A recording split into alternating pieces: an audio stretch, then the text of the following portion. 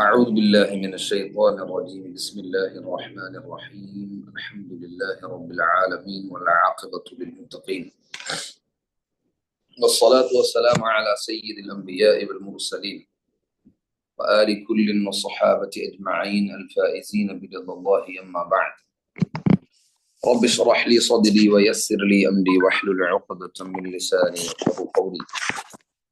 يا رب بالمصطفى بلغ مقاصدنا واغفر لنا ما مضى يا واسع الكرم.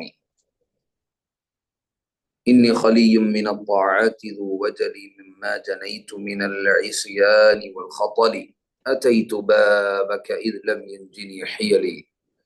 كلي شفيعا إلى الرحمن من زللي فامنن علي بما لا كان في خلدي.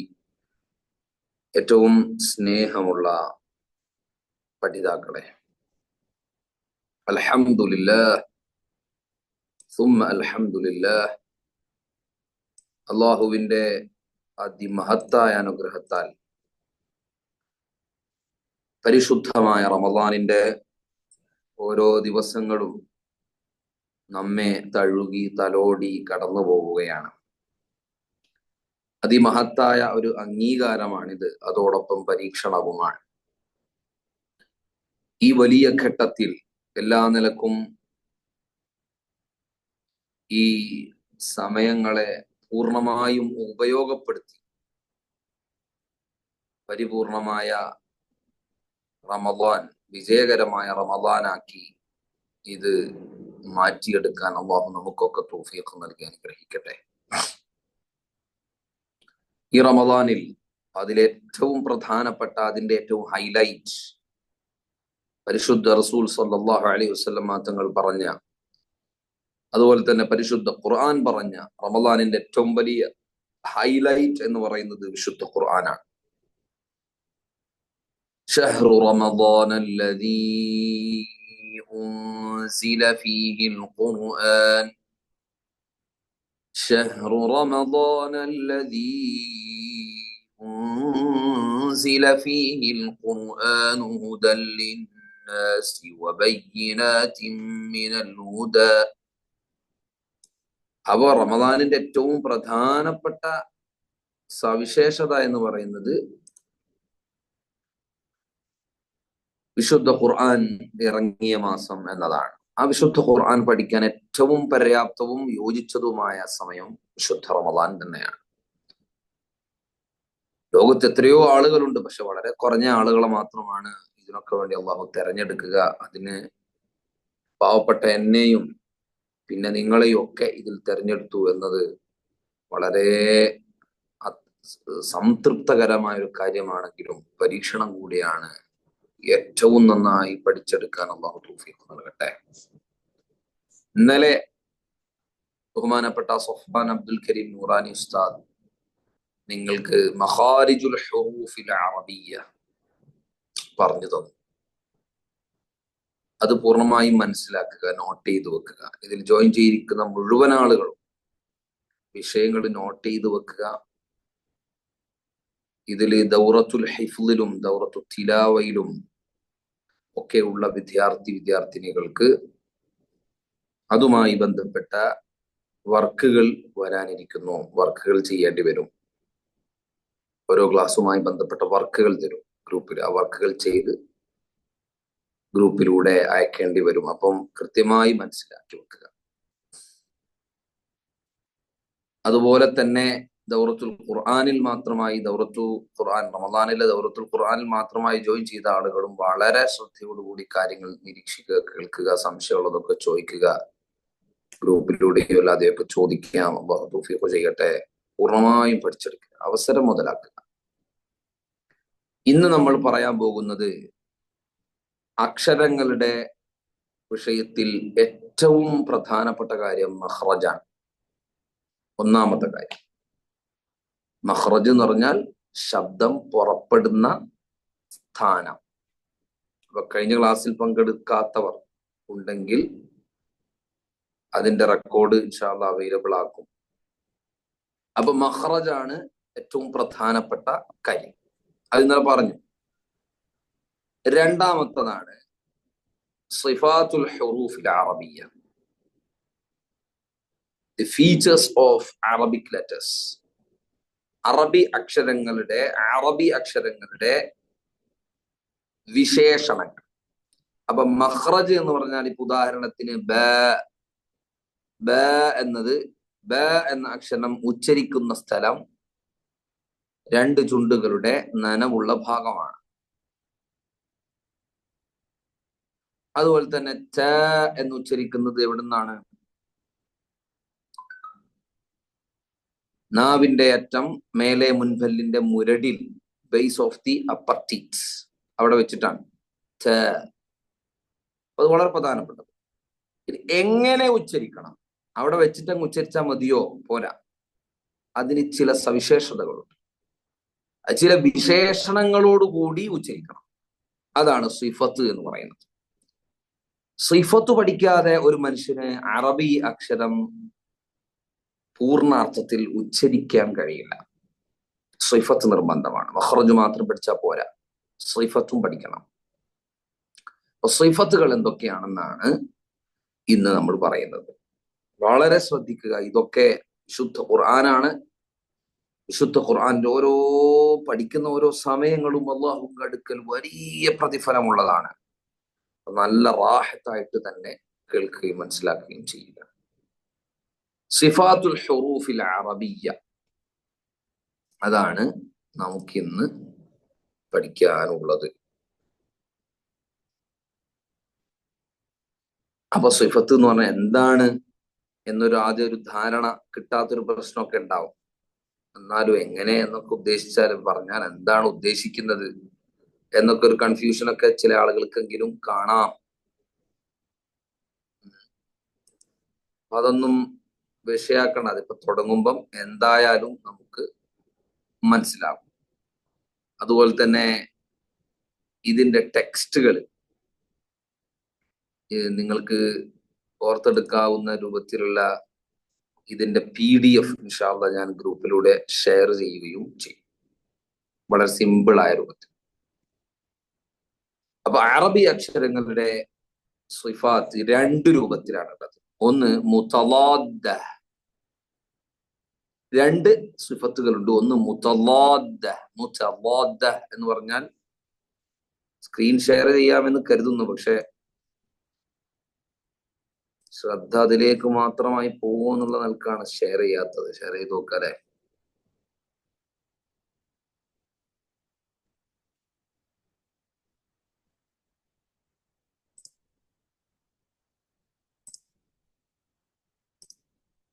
കാണുന്നുണ്ടോ?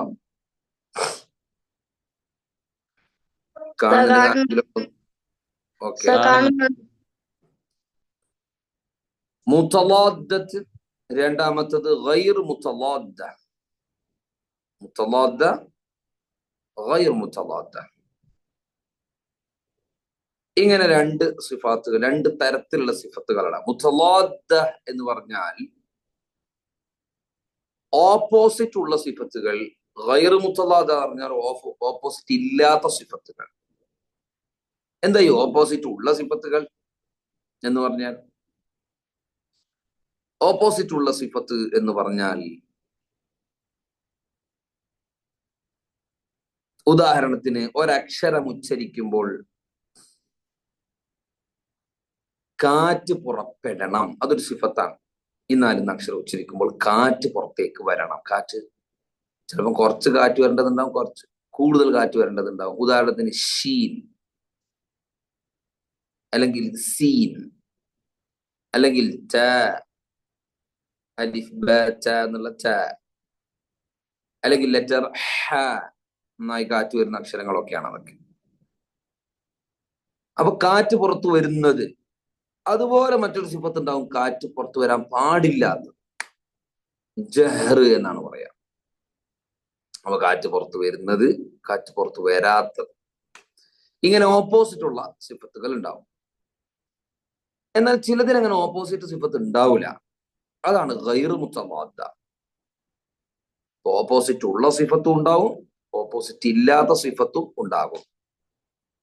ചില സിഫത്തിന് ഓപ്പോസിറ്റ് ഉണ്ടാവില്ല, ചിലതിന് ഓപ്പോസിറ്റ് ഉണ്ടാവും. രണ്ട് രൂപം, ജസ്റ്റ് ഒരു പഠിക്കാൻ സൗകര്യത്തിനുള്ള ക്ലാസിഫിക്കേഷൻ ആണ് ഇതൊക്കെ. നമുക്ക് പഠിക്കാൻ ഒരു സൗകര്യം ഉണ്ടാകാൻ വേണ്ടിയിട്ട് ക്ലാസിഫൈ ചെയ്തത്. അപ്പൊ 2 തരത്തിലാണ് അറബി അക്ഷരങ്ങളുടെ സിഫത്തുള്ളത് എന്ന് പഠിച്ചു വെക്കുക. 2 തരത്തിൽ. ഓപ്പോസിറ്റ് ഉള്ള സിഫത്ത് മുതലാദ്ദ, ലിദ് എന്ന് പറഞ്ഞ ഓപ്പോസിറ്റ് എന്നർത്ഥം അറബി. ലിദ്. അപ്പൊ മുതലാദ്ദ എന്നാണ് ഓപ്പോസിറ്റ് ഉള്ളത്, ഗൈർ മുതലാദ്ദ ഓപ്പോസിറ്റ് ഇല്ലാത്തത്. ഇനി നമ്മൾ മുതലാദ്ദ എന്ന സിഫത്തിൽ ഏതൊക്കെയാണ്, ആ ഒരു ഗ്രൂപ്പിൽ ഏതൊക്കെ സിഫത്തുകളാണുള്ളത് എന്ന് പഠിക്കുകയാണ്. ഒന്നാമത്തത് അൽ ഹംസു, കാറ്റു വരുന്നത്. അൽ ഹംസു, കാറ്റു വരുന്നത്. കാറ്റു വരുന്ന സിഫത്തുകൾ അഥവാ അക്ഷരം ഞാനിവിടെ എഴുതിയിരിക്കുന്നത് നിങ്ങൾക്ക് ഓർത്തു വെക്കാൻ വേണ്ടിയിട്ട് വളരെ ചുരുങ്ങിയ രൂപത്തിലാണ് എഴുതിയത്. ഇത് ഇൻഷാ അല്ലാഹ് ഞാൻ ഷെയർ ചെയ്യും. ഇത് പുറത്തേക്ക് ഷെയർ ചെയ്യാൻ പാടില്ല, അത് ഹറാമാണ്. നിങ്ങൾക്ക് മാത്രം യൂസ് ചെയ്യുക, വേറൊരാൾക്ക് യൂസ് ചെയ്യാനുള്ളതല്ല. കാരണം ഇത് പബ്ലിഷ് ചെയ്യാവുന്ന രൂപത്തിലല്ല ഇത് ചെയ്തത്. ഇത് നിങ്ങൾ പഠിച്ചുകൊണ്ടിരിക്കുന്ന കുട്ടികൾക്ക്, വിദ്യാർത്ഥിനികൾക്ക് ഓർത്തെടുക്കാൻ വേണ്ടിയിട്ട് നോട്ട്സ് നൽകുക എന്നുള്ളൂ. ഇതിങ്ങനെ പുറത്തുവിടാൻ പറ്റിയ സാധനമല്ല, പുറത്തുവിടരുത്. അപ്പൊ ഒന്നാമത്തത് അൽ ഹംസു. അൽ ഹംസു, ഹംസ് എന്ന് പറഞ്ഞാൽ ഉച്ചരിക്കുമ്പോൾ കാറ്റ് പുറത്തേക്ക് വരും. ഉച്ചരിക്കുമ്പോൾ കാറ്റ് പുറത്തേക്ക് വരും. അക്ഷരം ഉച്ചരിക്കുമ്പോൾ കാറ്റ് പുറപ്പെടുന്നത് എന്നാണ് നമ്മൾ പഴയ മലയാളത്തിൽ പറയാം. കാറ്റെന്ന് പറഞ്ഞാൽ അറിയില്ലേ, നമ്മുടെ സാധാ കാറ്റ് തന്നെ. വായിൽ നിന്നും കാറ്റിങ്ങനെ പുറത്തേക്ക് വരും. അപ്പൊ കൈ വെച്ചാൽ ആ കാറ്റ് നമുക്ക് ഫീൽ ചെയ്യും. കൈ വെച്ചാൽ കാറ്റ് ഫീൽ ചെയ്യും. അപ്പോ അതിൽ ഏതൊക്കെ അക്ഷരങ്ങളാണ് ഉള്ളത്? അതാണ് താഴെ എഴുതിയിട്ടുള്ളത്. ഫഹസ്സഹു ശഖ്സുൻ സകത്. ഫഹസ്സഹു ശഖ്സുൻ സകത്. കൂട്ടി വായിക്കാണ് നമുക്ക് എളുപ്പത്തിന് വേണ്ടി, ഒരു സെന്റൻസ് പോലെ വായിക്കാണ്. ഫഹസ്സഹു ശഖ്സുൻ സകത്. എത്ര അക്ഷരമുണ്ട്? ഒന്ന് ടൈപ്പ് ചെയ്തേ. എത്ര അക്ഷരമുണ്ട് എന്ന് എണ്ണീട്ടൊന്ന് ടൈപ്പ് ചെയ്തേ. ഫഹസ്സഹു ശഖ്സുൻ സകത്. എത്ര ഉണ്ട്? 10 അക്ഷരമുണ്ട്. അപ്പൊ ടോട്ടൽ 28 അക്ഷരങ്ങളാണെന്ന് നമ്മൾ ഇന്നലെ പഠിച്ചു. ടോട്ടൽ മഖ്റജ് വെച്ച് നോക്കുമ്പോൾ 28 അക്ഷരങ്ങളാണ് ഉള്ളത്. എഴുത്തനുസരിച്ച് പിന്നെയും വേറെയും ഉണ്ട്. മഖ്റജ് അനുസരിച്ച് 28 അക്ഷരങ്ങളുണ്ട്. അപ്പൊ 28 അക്ഷരത്തിൽ 10 അക്ഷരം ഹംസാണ്. ബാക്കി 18 അക്ഷരം ജഹറായിരിക്കും. നമുക്ക് പറയാം, തൊട്ടടുത്ത് തന്നെ കാണുന്നുണ്ടല്ലോ നമ്മള്. അപ്പൊ ഫഹസ്സഹു എന്ന് പറയുമ്പോ ഒന്നാമത്തത് ഫ, കാറ്റ് വരണം. ഫ എന്നത് കാറ്റ് വരണം. അത് മഖ്റജിൽ പ്രോപ്പറായി വെച്ച് പറഞ്ഞ കാറ്റ് വന്നോളും. No tension, no tension. മഖ്റജ് ശരിക്ക് വെച്ച് പറഞ്ഞ ഏതാ മഖ്റജ്? ഫഇന്റെ മഖ്റജ് ഏതാണ്? മേലെ മുൻപല്ലിന്റെ അറ്റം, താഴെ ചുണ്ടിന്റെ ഉൾഭാഗം. ഫ, ഫ. താഴെ ചുണ്ടിന്റെ പുറംഭാഗം ടച്ച് ആയാലോ പ എന്ന് വരും. ഫ, പ, പ. കാറ്റൊന്നും വരൂല. ഫലമ്മനാവും. നഫ്സിൻ ഓതും, നഫ്സിൻ. എന്നാൽ ശരിക്കും ഓതേണ്ടതാണ് നഫ്സിൻ. കുല്ലു നഫ്സിൻ ദാഇഖത്തുൽ മൗത്ത്. കുല്ലു നഫ്സിൻ ദാഇഖത്തുൽ മൗത്ത്.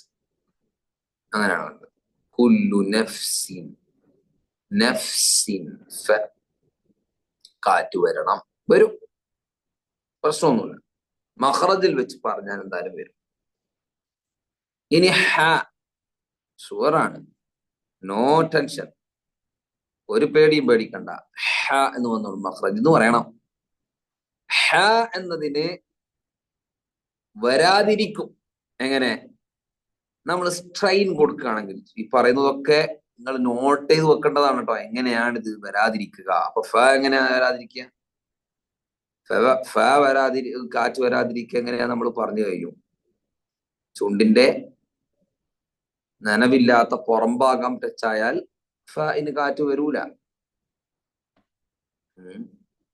ഇനി ഹ പറയണം. ഹഇന് എങ്ങനെ കാറ്റ് വരാതിരിക്കുന്ന ഒരു ഇൻസ്റ്റൻസ് ഉണ്ടാവുക? ഹഇന് ഹ പറയുമ്പോൾ നമ്മൾ സ്ട്രെയിൻ എടുത്താൽ, ഹ പറയുമ്പം നമ്മളിങ്ങനെ ഇങ്ങനെ പ്രഷർ സ്ട്രെയിൻ എടുക്കണം. കാറ്റ് വരൂല, കാറ്റ് വരൂല. ഐൻ കലരും.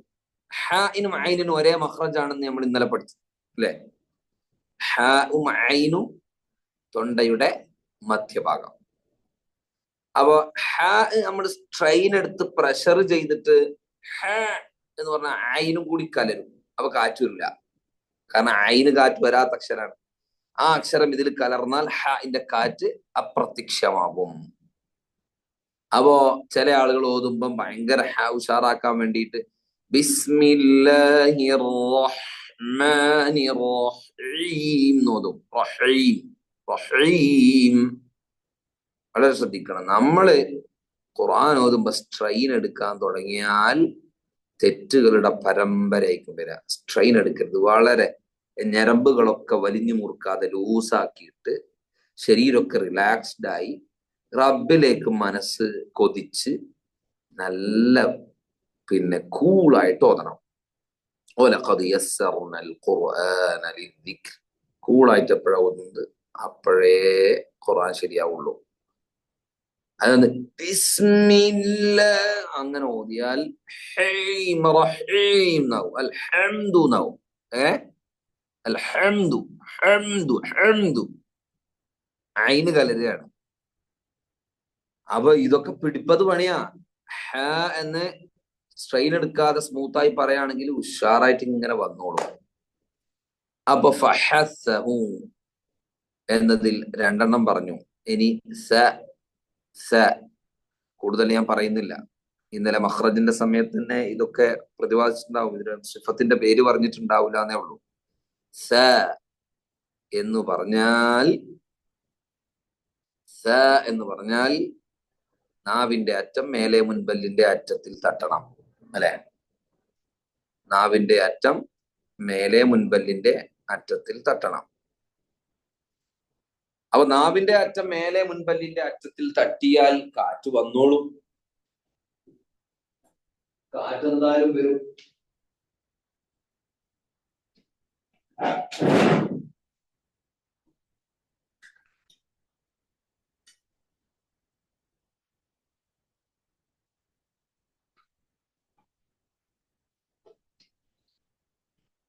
സ എന്ന് പറയുമ്പം കാറ്റ് മഖ്റജിൽ ഞാൻ നേരത്തെ പറഞ്ഞത് ആവർത്തിക്കുകയാണ്.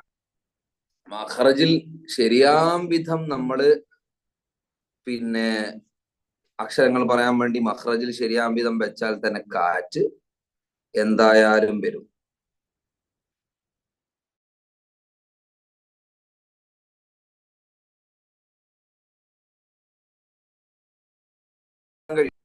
ഒക്കെ നമുക്ക് പരിശോധിക്കാൻ കഴിയും. എങ്ങനെ? ചെറിയൊരു പേപ്പർ കഷ്ണം എടുത്ത് കയ്യിൽ വെക്കുക.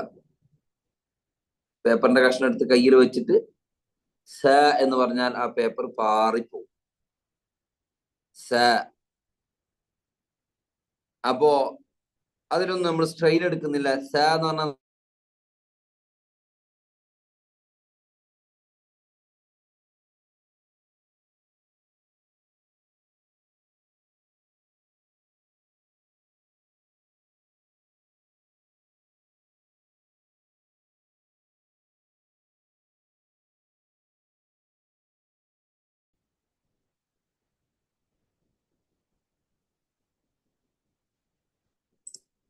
സ്ക്രീൻ കാണാൻ പറ്റുന്നില്ലേ? സ്ക്രീൻ കാണാൻ പറ്റുന്നുണ്ട് ഇപ്പോ?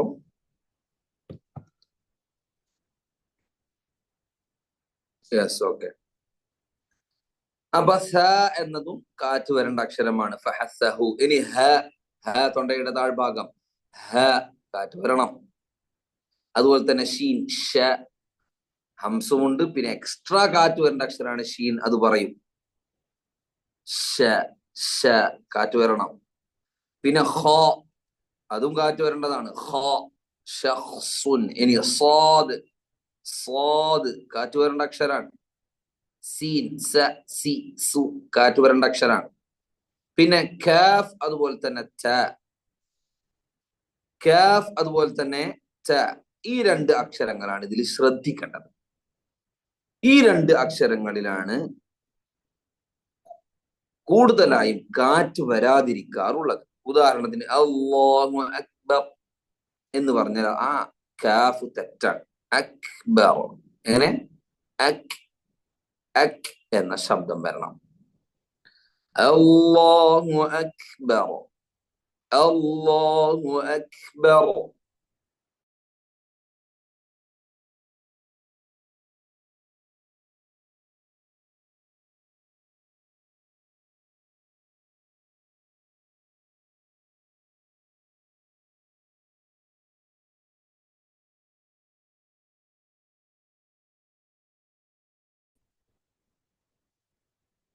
വെറും കാറ്റ് മാത്രമല്ല, ഷദ്ദും കൂടി അവിടെ വന്നു എന്ന് മനസ്സിലാക്കണം. അപ്പൊ ക എന്ന് കാറ്റ് വരണം, അത് വളരെ ശ്രദ്ധിക്കണം. അല്ലാഹു അക്ബർ, അല്ലാഹു അക്ബർ, അക്ബർ അക്ബർ എന്ന് പറഞ്ഞ കാറ്റില്ല. അക്ബർ അക് അക് എന്ന ശബ്ദം. അതുപോലെ തന്നെ കാറ്റില്ലാതെ പറഞ്ഞേക്കാം. താറത്തൻ ഉഖ്റ എന്നൊക്കെ കുറെയൊക്കെ മലയാളത്തിൽ വായിക്കുമ്പോഴാണ് അങ്ങനെ ആവുക. താറത്തൻ ഉഖ്റ, താറ താറത്തൻ. ശരിക്കും അപ്പൊ എങ്ങനെ പറയേണ്ടത്? താറത്തൻ വത്തീനി വസ്സൈതൂൻ, വത്തീനി വസ്സൈതൂൻ, വത്തീനി വസ്സൈതൂൻ. കാറ്റ് വരണം. അപ്പോ ഫഹസ്സഹു ശഖ്സുൻ സകത്, 10 അക്ഷരത്തിന് കാറ്റ് വരണം.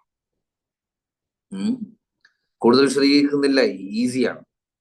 അടുത്തത് അൽ ജഹ്റു, കാറ്റ് വരാൻ പാടില്ലാത്തത്. കാറ്റ് വരാൻ പാടില്ല ഈ അക്ഷരങ്ങളിൽ. മറ്റേതിൽ കാറ്റ് വരണം, ഇതിലൊന്നും കാറ്റ് വരരുത്. 10 അക്ഷരം കാറ്റ് വരുന്നത്, ഈ 18 അക്ഷരം കാറ്റ് വരാത്തത്. ആ അക്ഷരങ്ങൾ ഏതൊക്കെ? عظم وزن قارئ ذي غض جد طلب. عظم وزن قارئ ذي غض جد طلب. عين لا ميم و زاي عظم و. 4 അക്ഷരത്തിനും കാറ്റ് എന്തായാലും വരൂല. എങ്ങനെ കാറ്റുണ്ടാക്കുക? ഐനിന് കയ്യില. ലാ എന്ന് പറയുമ്പോ കാറ്റ് ഉണ്ടാകുന്നുണ്ടെങ്കിൽ കഴിവുണ്ട് എന്നർത്ഥം. കഴിയില്ല. മ എന്ന് പറയുമ്പോ എങ്ങനെ കാറ്റുണ്ടാക്കുക? കഴിയില്ല. വാവ് ഔവസനൂഹും, വാവിനും കാറ്റ് വരൂല. വാവിനും സായിക്കും ചെറിയ നേരിയ കാറ്റ്, അറിയാൻ പാടില്ലാത്തൊരു കാറ്റ് ചിലപ്പം വന്നേക്കാം. നോ പ്രോബ്ലം, സാധ്യതയുണ്ട്. വാവിലും സായിനും. എന്നാൽ സായില് ഭയങ്കരമായിട്ട് കാറ്റ് വന്നാൽ പ്രശ്നമാണ്. ഇത് സുൽസിലത്തിൽ അർളു സിൽസാലഹ എന്ന് പറഞ്ഞാൽ തെറ്റാണ്. അപ്പൊ കാറ്റില്ലാതെ ശ്രദ്ധിച്ചോതണം. إذا زلزلت الأرض زلزالها. അപ്പൊ സായിൽ കാറ്റ് വരരുത്. നേരിയൊരു കാറ്റ് ചിലപ്പോ വന്നേക്കാം, കുഴപ്പമില്ല എന്നാണ് മനസ്സിലാക്കേണ്ടത്. അതുപോലെ തന്നെ വസ്നു, നൂൻ കാറ്റില്ല. ഖാഫിൽ കാറ്റില്ല. റാ കാറ്റ് വരാൻ പാടില്ല. പക്ഷെ ഖാഫ് പറയുമ്പം കാറ്റ് വരും, ചിലപ്പോ വളരെ ശ്രദ്ധിക്കണം. ഖാല യഖൂലു, ഖാല യഖൂലു കാറ്റല്ലേ. പ്രത്യേകിച്ച് ഷദ് വരുമ്പോൾ ഹഖ്,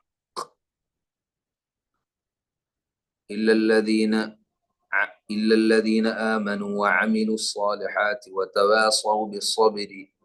സോറി, ഇല്ലല്ലദീന ആമനു വഅമിലു സ്സാലിഹാത്തി വതവാസൗ ബിൽഹഖ്, വതവാസൗ ബിൽഹഖ്.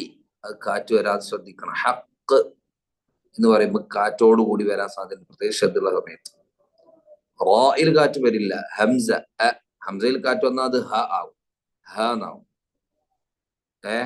മലയാളത്തിൽ എഴുതുമ്പോൾ ചില ആൾക്കാർ പിന്നെ ഉദാഹരണത്തിന് ഹംസ എഴുതേണ്ടടുത്ത്, അതുപോലെ തന്നെ ഐൻ എഴുതേണ്ടടുത്തൊക്കെ ഹ എഴുതുന്ന കാണാം. സഈദ് എന്ന് എഴുതേണ്ടത് സഹീദ് എന്ന് എഴുതുന്നുണ്ടാവും. നുഅ്മാൻ എഴുതേണ്ടടുത്ത് നുഹ്മാൻ എന്ന് എഴുതുന്നുണ്ടാവും, നുഹ്മാൻ. മുഅ്മിൻ എന്ന് എഴുതേണ്ടടുത്ത് മുഹ്മിൻ. അപ്പൊ ഈ ഹംസ കാറ്റ് വന്നാൽ ഹ ആയി. ഹ ഹംസിന്റെ അക്ഷരാണ് ഹ. ഫഹസഹു അല്ലെ? അപ്പൊ ഹംസക്ക് കാറ്റ് വരാൻ പാടില്ല. അതുപോലെ തന്നെ ദീ എന്ന് പറയുമ്പോൾ കാറ്റ് വരരുത്. കാറ്റ് വരാൻ പാടില്ല. യാഇന് കാറ്റ് വരരുത്. ഇയ്യാക എന്നൊക്കെ പറഞ്ഞാൽ കാറ്റ് വരൂ. ഇയ്യാക പ്രശ്നമാണ്. അത് മെല്ലെ ഓതുമ്പോഴാ പ്രശ്നം. നല്ല കാറ്റൊക്കെ വരും. കാറ്റില്ലാതെ സൂക്ഷിച്ചോതണം. ഗൈൻ കാറ്റ് വരരുത്. ഗൈന് കാറ്റ് വന്നാൽ അത് ഖാ കലർന്നതാവും, ഖൈരിൽ മഖ്ദൂബിയാവും. ഖ എന്ന അക്ഷരം കല ഖാ ശഖ്സുൻ, ഖ കാറ്റ് വരുന്നതിൽ പെട്ടതാണ്. ഇനി ളാദ് അണപ്പല്ലുകൾക്ക് സൈഡും നാവിന്റെ സൈഡും അല്ലെ? നാവിന്റെ സൈഡ് അണപ്പല്ലിന്റെ സൈഡിൽ തട്ടിച്ചിട്ട് വാദ് ഇന്നലെ പഠിച്ചിട്ടുണ്ടാവും. വാദ്. അപ്പൊ ഈ വാദിന് ഷദ് വരുമ്പം ചില ആളുകൾ കാറ്റ് മെല്ലെ ഓതുമ്പോഴേ നിസ്കാരത്തില്, പ്രത്യേകിച്ച് സ്ത്രീകളൊക്കെ കുറച്ച് ഒസുവാസൊക്കെ ഉണ്ടെങ്കിൽ നല്ല കാറ്റായിരിക്കും. എല്ലാ അക്ഷരത്തിനും കാറ്റൊന്ന് കൂടുതലായിരിക്കും. ശ്രദ്ധിക്കണം, കാറ്റ് വരാൻ പാടില്ല. അടുത്തത് ജീം, അത് കഴിഞ്ഞ് ദാൽ. ശ്രദ്ധിക്കണേ, അടുത്തത് ജീം, അത് കഴിഞ്ഞ് ദാൽ, അത് കഴിഞ്ഞ് ത. ഈ 3 അക്ഷരങ്ങളെ നന്നായി ശ്രദ്ധിച്ചോളി. നിങ്ങളുടെ ഖുർആൻ പാരായണത്തിൽ ഏറ്റവും കൂടുതൽ തെറ്റ് വരുന്ന കാര്യമായിരിക്കും. വളരെ ശ്രദ്ധിക്കണം. ജീം ദാൽ ത. ജീം കാറ്റ് ഒരു തരി വരാൻ പാടില്ല.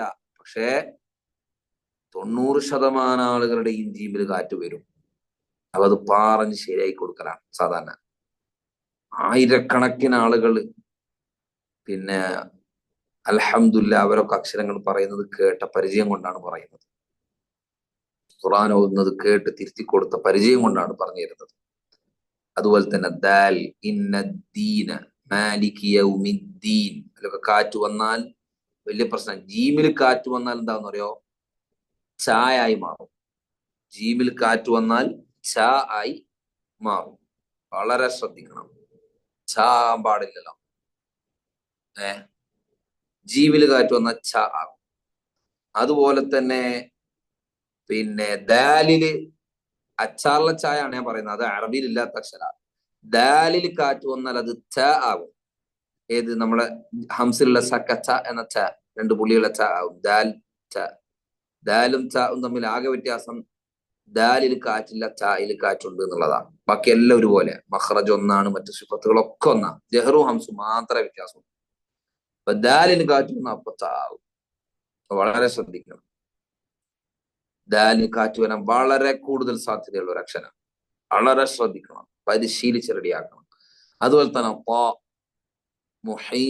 സിറാത്തല്ലദീന, അത് പല ആളുകളും ഓതുക സിറാത്തല്ലദീനാണ്. സിറാത്തല്ലദീന. കാറ്റ് വന്നു, കാറ്റ് വന്നാൽ ആ അക്ഷരം തെറ്റി. കാറ്റ് വന്നാൽ ആ അക്ഷരം തെറ്റി. നമ്മളെ മീറ്റിംഗ് ഇപ്പൊ കട്ടാകും. കട്ടായാൽ അതേ ലിങ്കിൽ വീണ്ടും ജോയിൻ ചെയ്യുക. പെട്ടെന്ന് തന്നെ നിർത്തും. ഒരു 10 മിനിറ്റ് കൊണ്ട് ക്ലാസ് നിർത്തണം. അപ്പൊ അതിലും അപ്പൊ ജീം ദാൽ ത വളരെ ശ്രദ്ധിക്കും. വളരെ കൂടുതലായിട്ട് കാറ്റ് വരുന്ന പിന്നെ അക്ഷരമാണത്. വളരെ ശ്രദ്ധിക്കണം. പിന്നെ ലാം വളരെ സിമ്പിൾ ആണ്. ലാം എപ്പോഴും നമുക്കൊരു പ്രയാസം ഉണ്ടാക്കാത്ത ഒരു അക്ഷരമാണ് ലാം. ലാം മീം ഒക്കെ പ്രയാസം അധികം ഉണ്ടാക്കാത്ത ഒരു അക്ഷരം. ഒന്നിനും പ്രയാസമില്ല. പഠിച്ച് കറക്റ്റായിട്ട് ഉച്ചരിക്കുമ്പോ എല്ലാം ഭംഗിയേ ഉള്ളൂ, പ്രയാസമല്ല. മനോഹരമായ അക്ഷരങ്ങളാണ് അറബിയുടെ അക്ഷരങ്ങൾ. അപ്പൊ എല്ലാം ചില ആളുകൾ നേരത്തെ പറഞ്ഞതുപോലെ മെല്ലെ ഓതുമ്പോഴൊക്കെ പോലെ എന്ന് ഓതിയാൽ കാറ്റൊക്കെ വരും.